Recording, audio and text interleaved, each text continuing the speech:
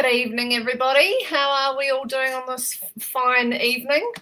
How are you, Wendy? We've got Wendy with us in the house. And oh, yay, Karen's just arrived. We've all been having some dramas tonight, haven't we, ladies? I'll say. Karen's having tech issues, and Wendy, you nearly had a dead dog. No, not quite so bad, but no, but it was a last-minute drama. I found something at the beach which was pretty poisonous, and then I rang the vet and they said, yes, bring him over. I'm like, great, and peak hour traffic, I'll do that. But anyway, it was all good. He's all right. Yeah, I'm really glad to hear that. And I still made it back in time, so better to be safe than sorry. Awesome. Sure.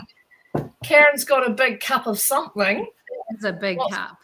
I've got a big cup of broth. I'm on a broth fast today after having a week off and imbibing a little bit with vino calopso and cheese. Yes. Because cheese is not my friend, but I love it. So consequently, I'm just supporting my body with a little bit of TLC. So I'm broth fasting today. Yeah. I'm going to be making a broth tomorrow, so it's a good impetus for me. Well done, Karen. Well, welcome, Wendy. It's so cool to bring you in to our world. It's been fantastic meeting you. We've all met through a mutual friend, Natalie Cutler-Welsh, and I got to meet you in person recently. You're based out in Mount Maunganui, beautiful place of the world, but you're moving. Yes. And you're moving back to Auckland. Yes. We just follow those calls and those next phases. Here we are. Yeah, absolutely. So everyone, Wendy is the founder of SoulFit Academy, where coaching, personal growth, and conscious leadership come together. She supports coaches, mentors, and leaders who are ready to move beyond the grind and lead with more clarity and confidence and alignment. With a background in wellness, mindset, and energy work, Wendy brings a unique blend of practical tools and intuitive guidance to her work. She helps purpose-driven individuals reconnect with who they truly are and bring that into every part of their life and leadership. She's passionate about all things frequency, as are we, and also fascia and flow. And when she's not mentoring, you'll probably find her walking at the barefoot in nature, or running a retreat, or diving deep into new quantum concept. Oh, another more that's appealing to us, isn't it, Karen? And always with a strong cup of coffee in hand. So you're right. Love my coffee. You've already ticked many of our boxes there, Wendy. Frequency, quantum, and coffee. Yeah, and frequency. Yeah, exactly. Yeah, fantastic. Yes, it is broad, and that's why quantum fits in really well, because quantum is the field of every potential. So everything is available. So I love it. I love it being able to kind of bring that into my coaching and what I do and stuff. So So can you take us back a little bit in your career before you, went solo, I guess, and started with your coaching? What were you doing in your past life? I don't have one. I basically, the last time I had a job was probably maybe when I was about 17, and then amazing. Yeah, and then I fell into the health and wellness realm through aerobics in 1989. Wow. Started teaching aerobics and then just kind of pieced things together. It literally is, I did aerobics, then I did fitness training, then massage, and went into Reiki, and then whatever else came my way. And that's how it's all pieced together since then, really. When I was 30, I did think maybe I should get a real job. And I did a beauty therapy diploma, so I've added that. That's right, thing to the list. Came back and got a job working at a clinique counter for 6 months, and then that just about killed me. So that was the end of my job time. And then and so that's it. And then for the rest of the time, it's all just pieced together. And for a long time, and I'm sure I'm not the only one in this realm, it was like, what am I actually doing? Like I just kind of, when people would say, what do you do? It's like really hard to answer that because it's, well, what do you want me to do? I do it. So it's been really awesome piecing together, trusting, not being able to do anything I didn't feel aligned with. So it was literally impossible to try and do anything I didn't fit with. And that meant that for a long time, I just kind of pieced everything together. And before the online world, that worked because I was just with people and it was just word of mouth. And then, had studios and things like that, doing yoga and wellness and massage and meditation and retreats and coaching. And so really what's been a gift in the last kind of, since the online environment, so through COVID going online, that meant that I had to navigate a new world where I had to create systems.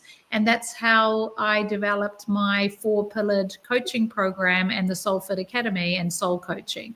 And because I had to just stop and go, well, what is the ultimate thing that I lead people to? And it all came down to soul alignment, whether it was on a physical way or a mental way or energetic or spiritual. And so those are my 4 pillars that I work with. So now I feel like a real grown up, like I have a proper thing, like a proper role, and like it's really clear now. So when people ask me, I can actually say what I do. That's awesome. I love that. Yeah. And so the reason we've brought you in is because we're at Food and Frequencies. We currently have the Turn Back the Clock challenge, and which if people aren't members, there's a link right there, and it's as easy as that to join us. When it comes to turning back the clock, what we are really good at is the food and frequencies part of it, right? So, Karen's experience is all in the food and the low inflammatory protocols that we follow, and the frequency side is, we're focusing on replenishing and rejuvenating our stem cells via a couple of different means. But what we really wanted to bring to this challenge was to make it a little bit different, was to bring the movement aspect. And it's really not either of our laneways. So, we've been bringing people such as yourself to come and share your wisdom with us, because some people in our community just might not have real routines around exercise and movement. And I know I'm speaking for myself when I say that, because it's just something that's never really stuck. Clearly, you have always been a very physical person, moving as an aerobics instructor and everything like that. But we're really fascinated to hear more about your experience with fascia. And so what we are sort of going to be touching on today is we're going to be all talking about fascia, connection and flow. And I'm sure some of the people watching will be going, how does that all tie together? What? So, let's start, shall we, with the fascia side of it. So, when did you learn about that, and why is it so important? What do we need to know about it? Well, like I said, piecing everything together and just following whatever made me excited about whatever I was studying. And fascia was one of the ones, like obviously coming in the fitness industry and stuff like that, and yoga, and then fascia. I was really, really, really blessed that Dr. Robert Schlepp, which is one of the world's leading experts in fascia study and one of the early adopters and early scientists, really, or experts in the field, happened to be coming to New Zealand and did a training in New Zealand. So we did like a 5-day training, like two different levels. And that literally, oh my God, even now I get butterflies thinking about it. I'm so excited about fascia and you would understand, like anybody here would understand why it's so exciting, because it turns our whole world upside down about what our bodies are made of, how we work with our bodies. And so already, like, to me, yoga's like, I always say yoga's like the owner's manual to life. Like, there's so much in yoga that's really amazing. And then when we add fascia understanding to it, it just, it's just a huge, huge, huge piece.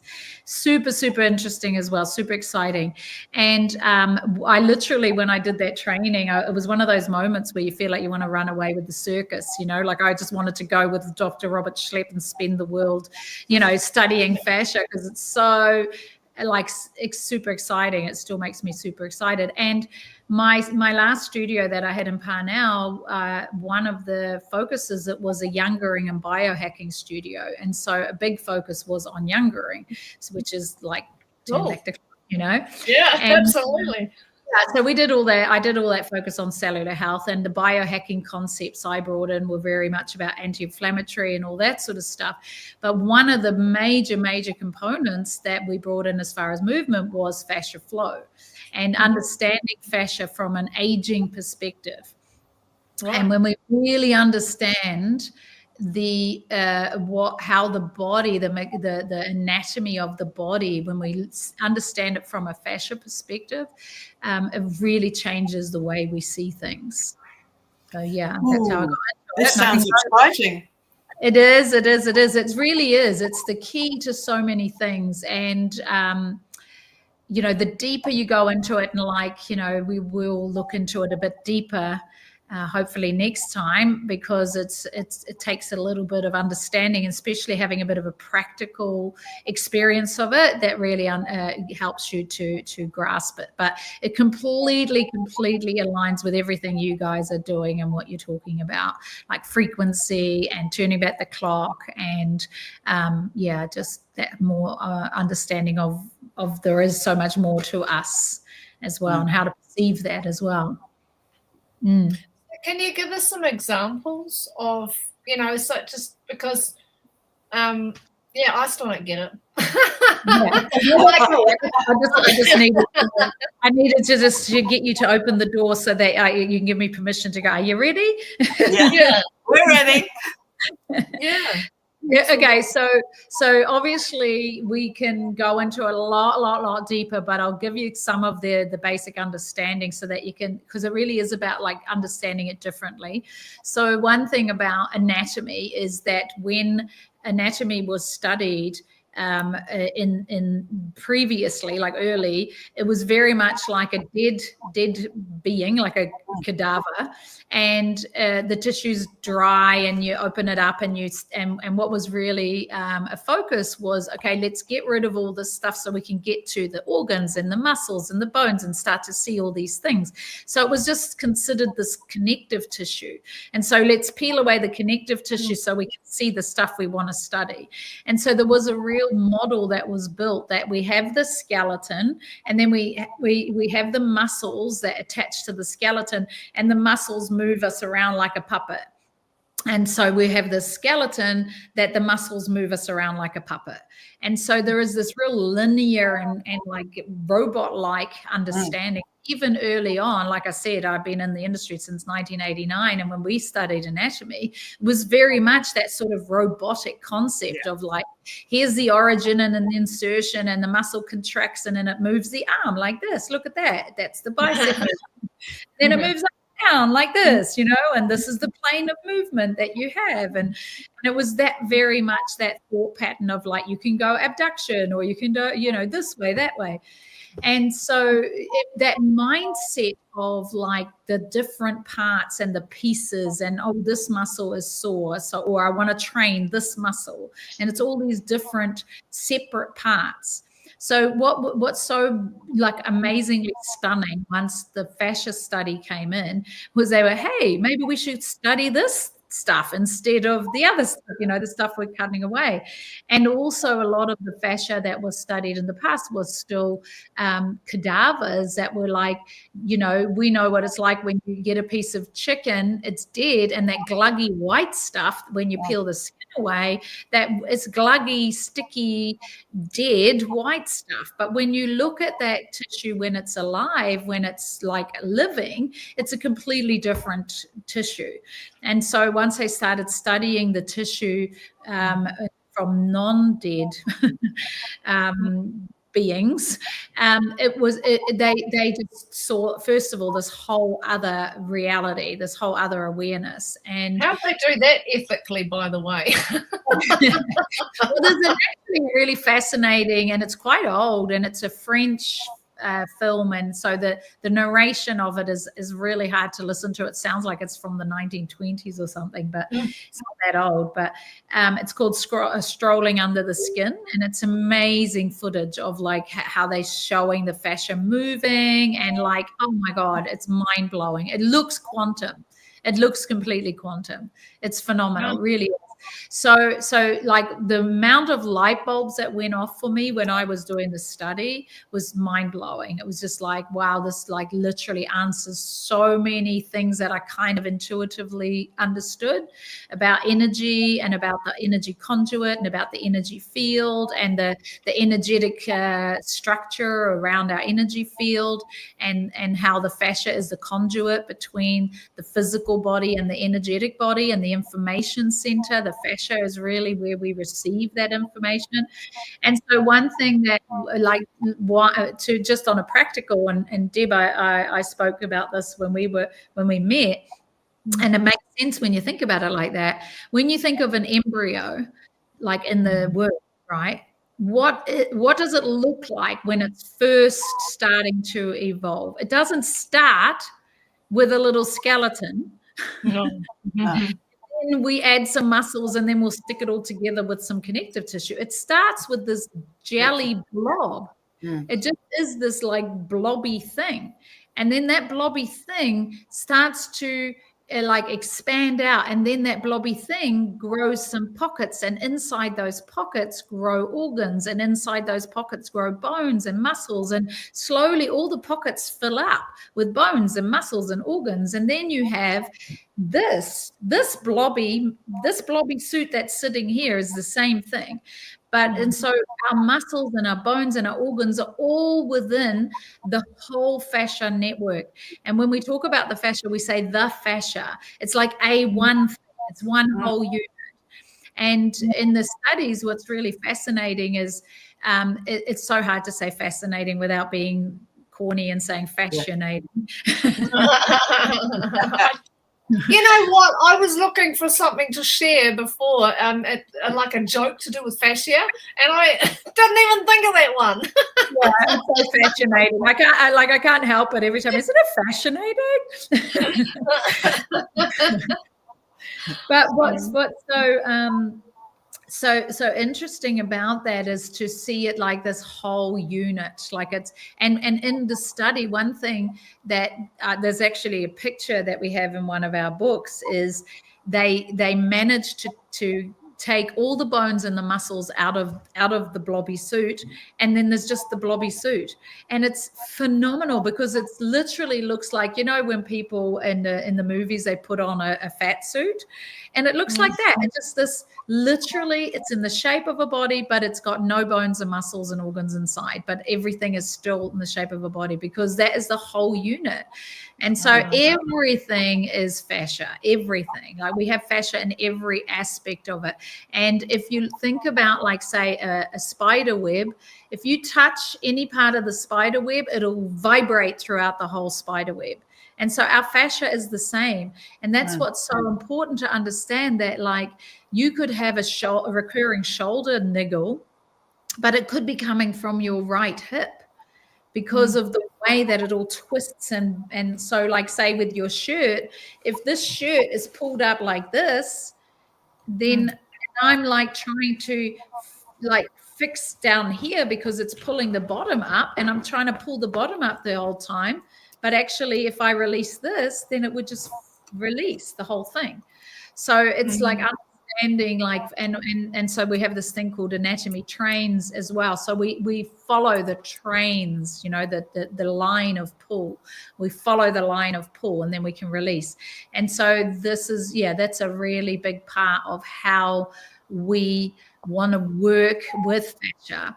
So that's kind of the practical anatomical explanation of fascia, but there is more, but I'll let you digest that for a second and see if there's anything there.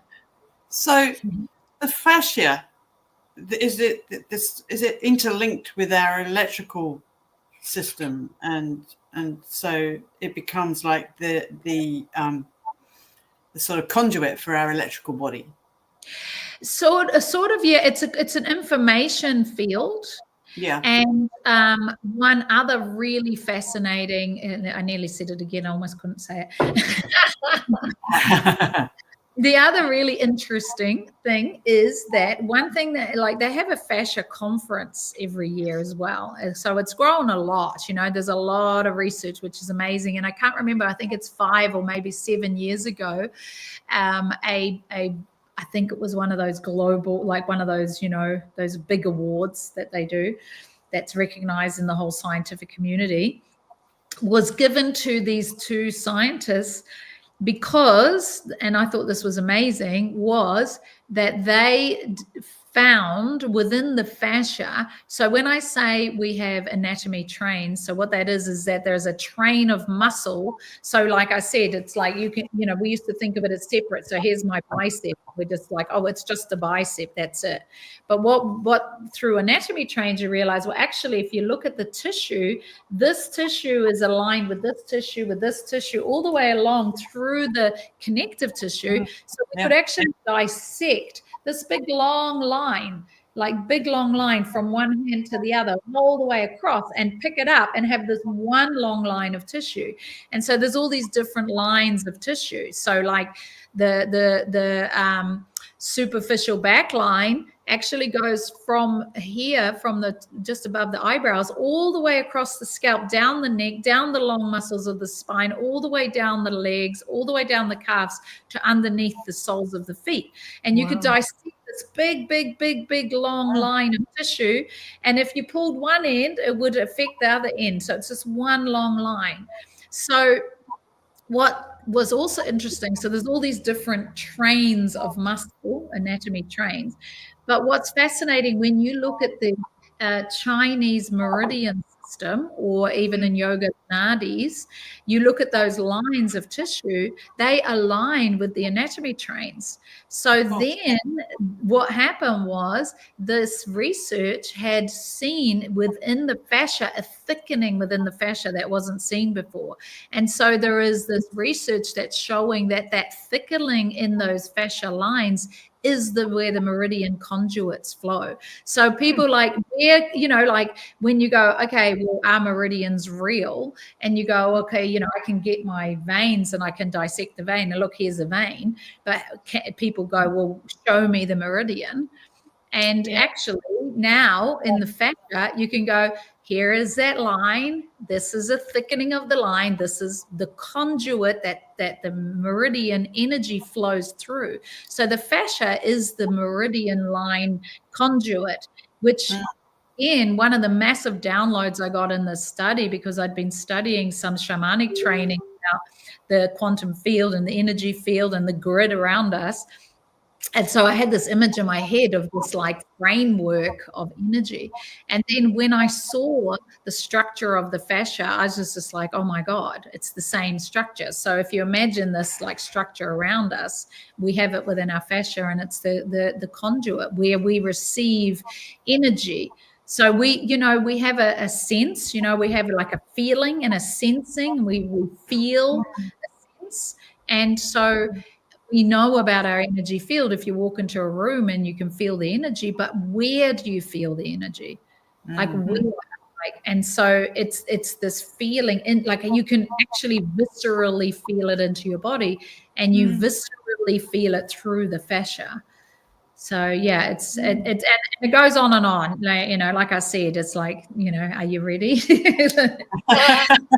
Marilla just shared that she's watched on YouTube an interview with Heather Ainsworth and Betsy Politon. Have you heard of them? They were talking all about fascia. Right. Yeah. Well, this is what's so great. And if on YouTube, oh my God, there's amazing stuff now. So much great stuff.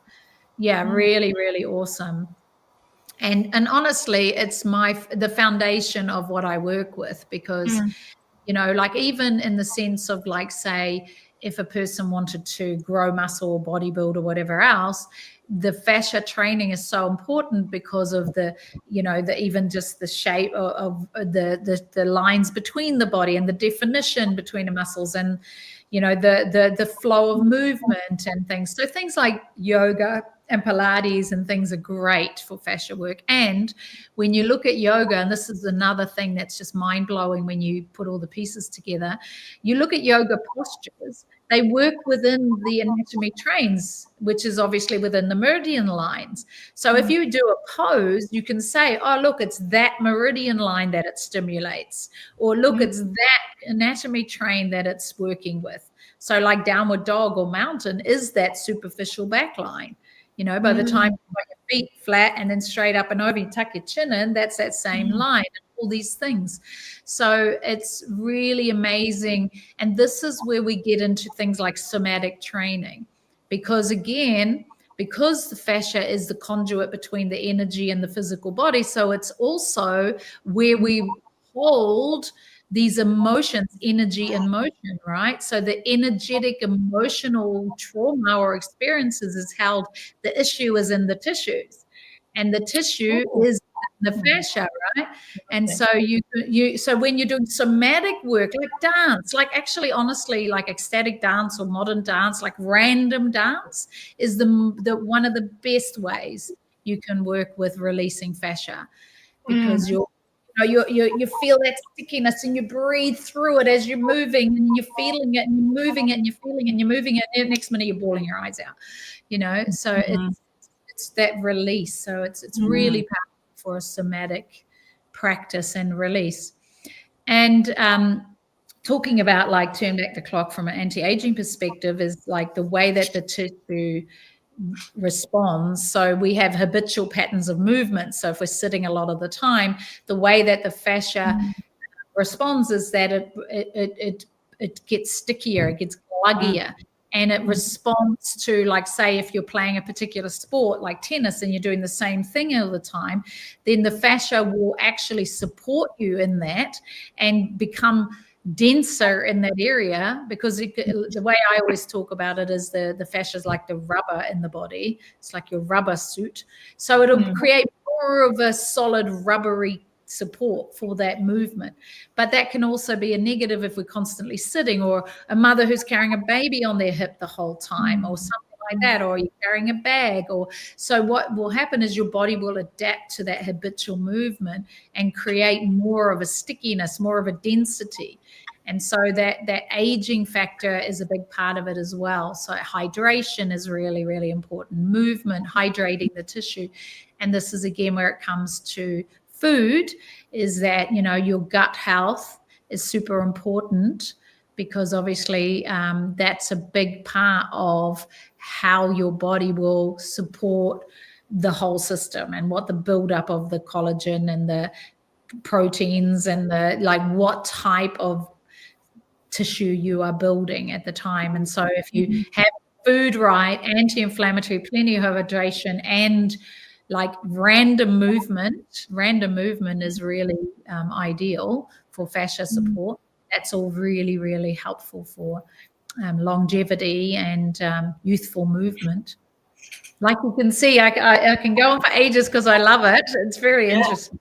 It really is interesting. And it's like, it does seem to put pieces together, like you say, you know, because, you know, just like you, I was trained in anatomy and physiology in the 80s, and there's lots of bits that we didn't get taught about. No. And, you know, like, I don't know about you, but they talked very, very little about the hypothalamus and all of those sorts of things that we've learned so much more about over the years.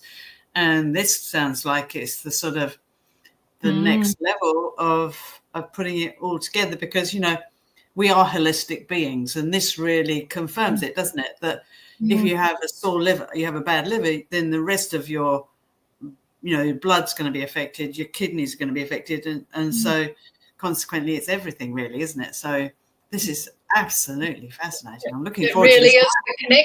Really is the connector, yeah, and the connector of the flow of energy as well. So it's got a lot to do.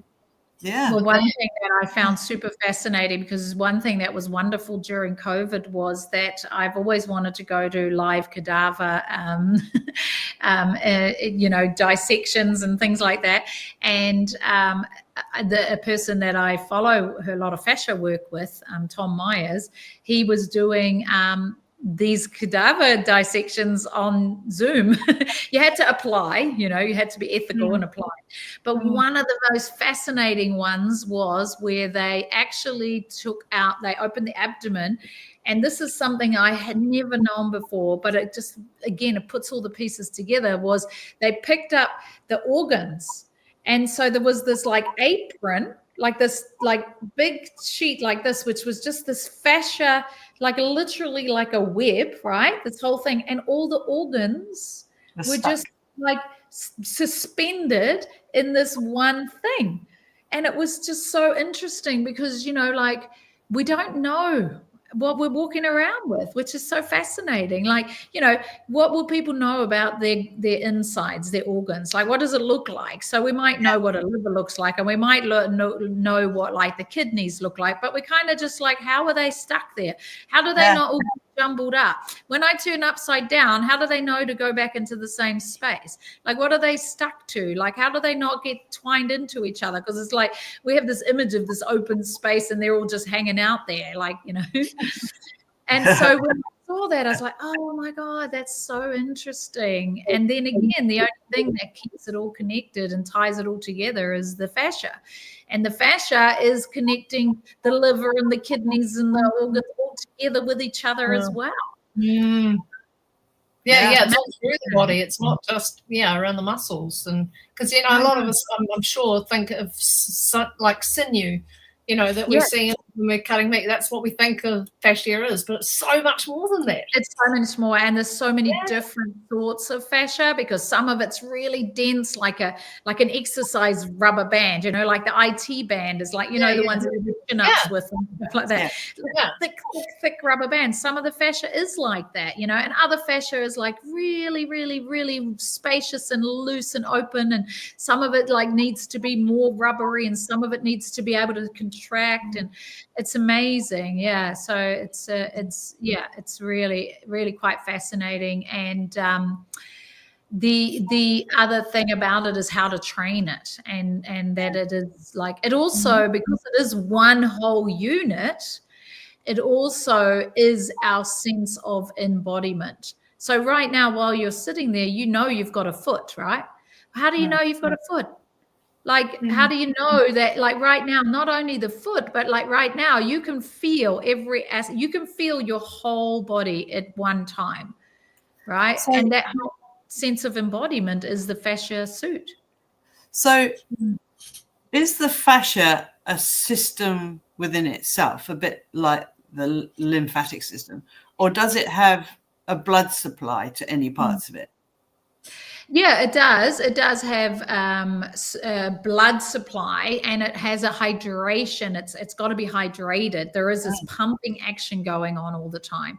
And actually, what's also interesting, it's 6 times more higher innervated with nerve endings than muscle. So most of the time, you are feeling experiences in the muscle, in the fascia, not the muscle.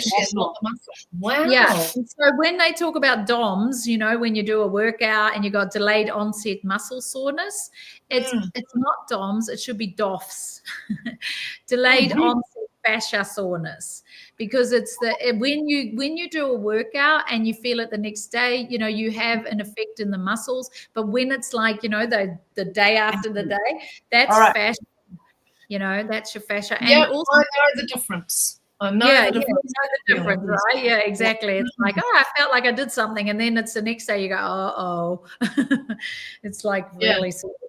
And so does it tear and repair like Russell does? Yeah, no, definitely it tears. And the other thing that's interesting, if you get a chance to look at scrolling under the skin, it separates to respond to the pressure, so it can create new shapes in its own system. So like it's not like say like it will respond, like the tissue itself will like separate to like almost pull apart a little bit, and it lines across each other to like that it can restructure itself to create the support it needs within that whatever force is being put on it, so it can like restructure itself. It is very quantum, it's that sort of fascinating. So when you, like, for example, massage, you have some really deep tissue massage, and you have lymphatic massage, which is really, really gentle. Fascia massage. Yeah, so I also do myofascial. So when they do the rolfing and all those other things, and they used to think about fascia as really, really deep, and that you had to go really deep and like sort of work with the fascia between the muscle and the bone, right down at the deepest level. Whereas when I did the myofascial training, it was actually really interesting because we didn't use oil. We wanted to stay very high, and what we do is I'm kind of on that level plane, so I'm not massaging in, I'm like pulling it across, so I'm actually pulling the skin. And so what happens is, as I pull the skin, all the layers, like, because all the layers are like, if you think of all the different layers, so you've got your skin and you've got your epidermis and all the layers and layers, you got the muscles with the tissue around it, and then you got the next layer and the next layer, all the way down, all the way through, there are different layers of fascia.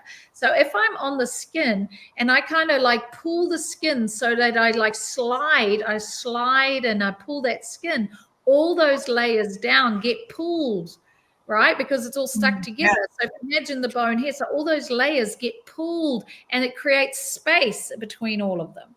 And so rather than pushing down into it, which is going to make it stickier and denser, you're actually pulling it. So you're creating spaciousness, So it's like, so it's a different way to understand the body, and a different way to work with the myofascial release work. It also sounds a lot less painful too.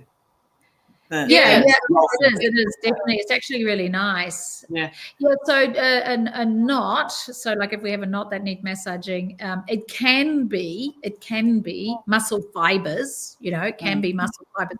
However, you got to remember that each muscle fiber is surrounded by fascia. So every single individual muscle fiber has got fascia around it. Wow. So you've got one little tiny hair, right? A muscle fiber, one tiny hair has fascia, and then the next one. Then all those muscle fibers are surrounded by more fascia, and then those bundles are all put together into a muscle, which are all fascia. So like everything is all different sorts of fascia. But yes, you can get a knot in your muscle that is like, okay, we want to get those muscle fibers. But often with a knot, we also got to look at, okay, so what is the response, and why is it doing that? What is the stickiness? So again, myofascial type of like releasing, pulling. I always like to think about the fibers in our clothes. And so if I've got like tissue, like if it's like this, like a knot, and if I'm going like this to try and release it, rather than if I pull. Yeah, pulling it. Yeah.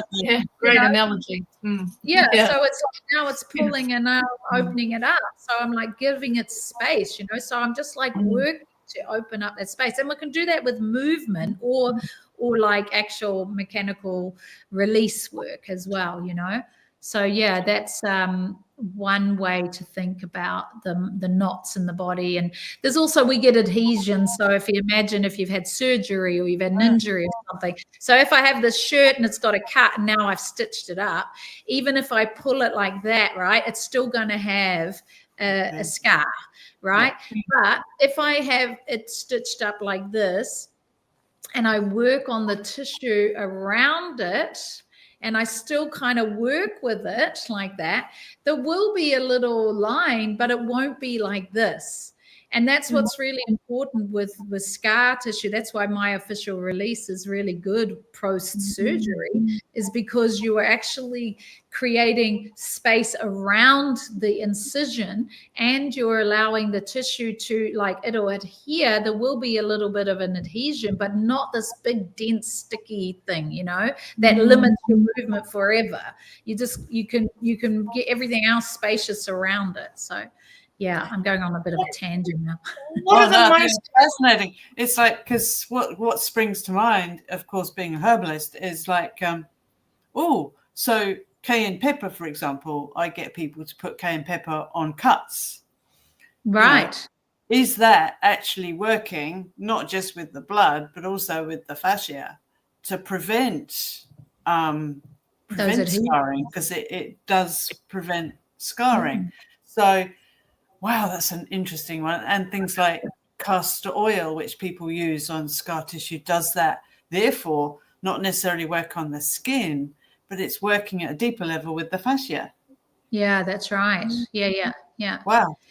And again, this is another reason why we say, like, a lot of the time somebody will get injured and then they're like, oh no, I can't move, and I'm like, you got to move it, right? You got to move it, because otherwise it'll become an adhesion and it'll like completely become all sticky. So you've got to gently move that range of movement. So yeah, it's really important to move. Wow. Which so, we will do in the session. So we have you coming next week for our wisdom workshop, which is going to be fantastic. Can you give us a little bit? Oh, another question as well. Is fascia involved with tennis? Absolutely. Yeah, I was going to say that too, Maureen, earlier. Build up, right? But that becomes a point of weakness in the end, doesn't it? It becomes that's the other thing, is just to again, two-sided. This is also interesting again when we bring the frequency part of it in again, is like, if we do look at the fascia, right? If we imagine this blobby suit and the structure of it, like when we think about the webbing, it's webbing. It's like when you look at the structure of it, it's this webbing system. That webbing system is the conduit to the energetic, right? And so when we have this recurring niggle, like this recurring thing, it's because that is the energy field has got an opening, right? That's the weakness within that energy field. And so like when, like, say you have an ongoing injury that just keeps recurring, or you've got this ongoing ache, sometimes people have like aches in their back or whatever else, and they go to the physio and they go to the chiropractor or whatever else, and they just got to keep going. But whereas it's like, okay, as we know, what is the energetic underlying behind that? But that's where we use the fascia as the conduit to discover that and move in a somatic way so that we can move into those areas. And this is again where things like embodied dance or like, even massage, sometimes you have a massage and you feel emotional, right? Like you're getting a release and you're like, and I find yoga really powerful. And it's interesting because for a long time I used to do this one pose in yoga, and every time I do this pose, this memory would pop up of the street. And it wasn't an emotional memory, but it was just this memory. And it was like I had this street stuck in my shoulder blade, and I don't know why, but every time it would just pop up. Every time I went in that pose, that street popped up again. It was really random. So that's amazing. Yeah. And you know what? We've got the guest coming on next week talking about somatic dance. So how's that for perfect. Perfect. Oh my God, and then it will be followed by your workshop straight after. Yeah, and honestly, fascia, somatic dance or modern dance or random random movement is the best thing for fascia. The best. It really is. So we've got Georgia Lee is joining us next week for Chewing the Fat, and then she'll be doing a workshop after you. So your workshop next week, can you just give us a little sneak, a little 2-minute, what we can expect? Yeah, no, absolutely, totally. No, well, it'll be more of what I've been talking about, but what I'd like to do, if possible, is to do a little bit of theory, just to I'd love to bring in some visuals, because it really helps if we can see the fascia and get an idea of what we're talking about and some of the anatomy trains. And then I will do a practical session where we actually move through a fascia flow session. I teach a fascia flow session, and just to especially if you've done yoga, we basically use yoga moves, but we use yoga moves within the fascia concept. So gliding and sliding and moving and, you know, all of that stuff. So fantastic. Yeah. No, That's great. We are so looking forward to it, and everyone that's watching tonight has really enjoyed this conversation, Wendy. So we're really, really looking forward to next week and getting to know you even better. And for those who are watching and might not be members with us, just in terms of how they can find you, the best way is via your website, is it? Yeah. And Facebook, Instagram, yeah. Great. Yeah, wonderful. And if you're not a member with us and you're tempted to join us, it's not too late. We're still doing the Turn the Back Clock Challenge. We're into the second month of it now. But there's all this content to catch up on as well. We're absolutely loving the movement aspect of this challenge, and we're loving all the guests that we've brought on. So thanks so much. We've got a workshop starting in 14 minutes. So with Carrie, Carrie Brightwell's going to be doing our workshop tonight, connecting to our spirituality. And that's around exploring in nature to discover yourself and life's possibilities. So it's part one of 3 workshops that she's doing with us. So we're just loving this. All this collaboration and all this new wisdom coming into the network, because that's what it's all about. We're all learning and sharing what we're learning as we go on the journey to empower ourselves and our health right now, and that's what it's all about, empowerment. So fantastic. Absolutely is. Is. And thank you so much, Wendy. It's been magic. Thank you. Lovely. Thanks for joining us, everyone. Great evening. Yeah, thanks everyone for joining us, and members, we'll see you soon. Okay. Good night. Bye. Bye.